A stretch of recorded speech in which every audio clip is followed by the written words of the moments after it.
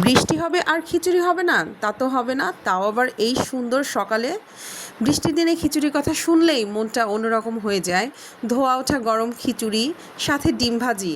এই যে আমি চলে এলাম আমার রান্নাঘরে। আমি এখানে মুগ ডালটা একটুখানি ভেজে নিচ্ছি। তারপর আমি এখানে চিনি গুঁড়া চাল আমি নিয়ে নিলাম আর কি। তো চাল ডাল দিয়ে খিচুড়ি হবে। খিচুড়ি রান্না করা আমার মনে হয় পৃথিবীর সবচাইতে সহজ একটা রেসিপি হচ্ছে গিয়ে, মানে রান্না হচ্ছে গিয়ে খিচুড়ি। পেঁয়াজগুলো কেটে নিচ্ছি। তারপরে আমি এই যে সব মশলাগুলো আর পেঁয়াজগুলো একসাথে করে নিলাম। এই যে আমি প্রেসার কুকারে উঠিয়ে দিব যাতে আমার খিচুড়িটা খুব তাড়াতাড়ি হয়ে যায়। আমি এখানে সব মশলা দিয়ে কাঁচামরিচ পেঁয়াজ দিয়ে গরম মশলা দিয়ে আমি একটু ভালো করে ভুনে নিচ্ছি।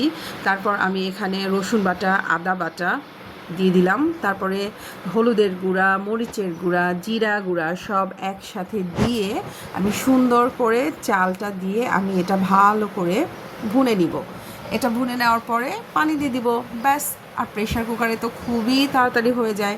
প্রেশার কুকারের খিচুড়িটা কিন্তু অনেক ভালো লাগে, খেয়ে দেখবেন যেমন তাড়াতাড়ি হয় আর খুব আঠালো একটা ভাব থাকে, পানি টেনে যায়, যার কারণে ভালো লাগে।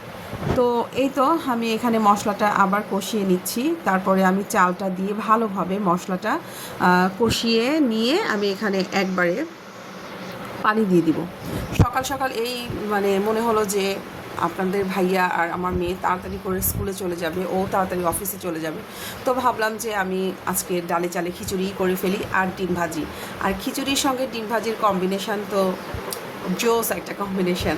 তো কে কে আমার মতো আজকে সকালে এরকম খিচুড়ি খেয়েছেন অবশ্যই কমেন্ট করে জানাবেন। ধন্যবাদ সবাইকে।